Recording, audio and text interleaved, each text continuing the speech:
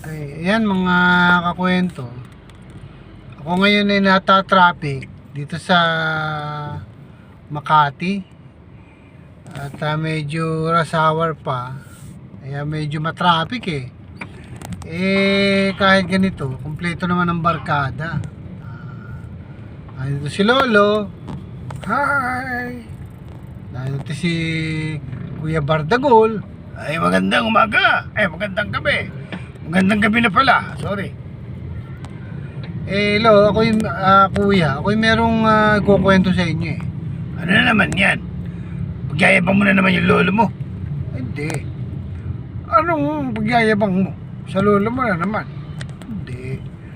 Alam mo yung lolo ko yun yung isang hindi yun napakatapang nun. Napakatapang nung lolo ko na yun. Bakit? Ano namang kinatapang ng lolo mo? Sige nga. Ba, minsan sa probinsya yung lolo ko, umuwi yan eh. Inabutan ng gabi galing sa bukid. Mga alas 12 na yung nakauwi. Bigla yan napatigil, napahinto. Bakit naman napahinto? Aba, may nakitang aswang doon sa ibabaw, doon sa bubong ng bahay ng kapitbahay niya. Doon sa bubong ng bahay. Anong nakita? Aswang. Oh, di takbo na yan. Ba hindi? Anong ginawa ng lolo mo nung makita yung aswang? Ba ang ginawa niya, huminto siya, tumingala siya at sinigawan niya, "Hoy! Alis! Alis yung aswang." Natakot sa kanya. Aba, matapang nga. Alam mo, yan lolo mo. Wala yan sa lolo ko.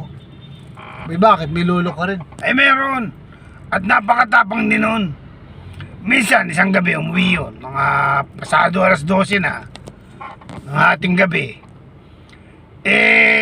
Pagbukas niya ng pinto, andun yung aswang. Ayan, 1 metro lang ang layo. Ay nako, di takbo na ang lolo mo sa takot. Hindi. Hindi siya tumakbo. Anong ginawa? Alam mong ginawa ng lolo ko? Pinandilatan ng mata. Tinitigan niya. Takbo. Sibat. Lipad yung aswang.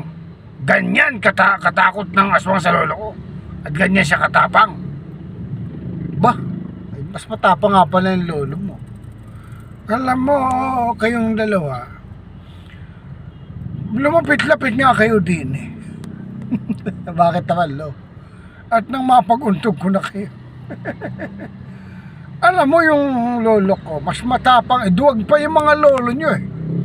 Mas duwag pa. Ano ang kinatapang ng lolo mo? Aba, yung lolo ko, minsan hating gabi, nagising ako. Nakita ko, katitigan niya yung aswang. Ganyan o, isang pulgada lang ang layo ng mga mukha nila. Nagtitigan.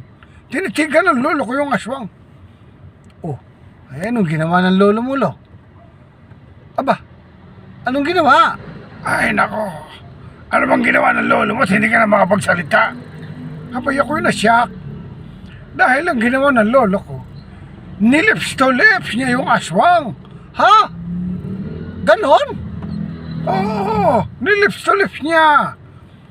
At alam mo ba, dahil sila'y nadala na kanilang pagtititigan, kaya na-lips to lips ng lolo ko yung aswang. At alam mo, nagbunga pa ang kanilang paglilips to lips. Anong nagbunga? Abay, nabuntis. Nabuntis pa yung aswang. Ba? Grabe, ba't ano ba yung aswang? Kasi, yung lola kong aswang eh. Hello?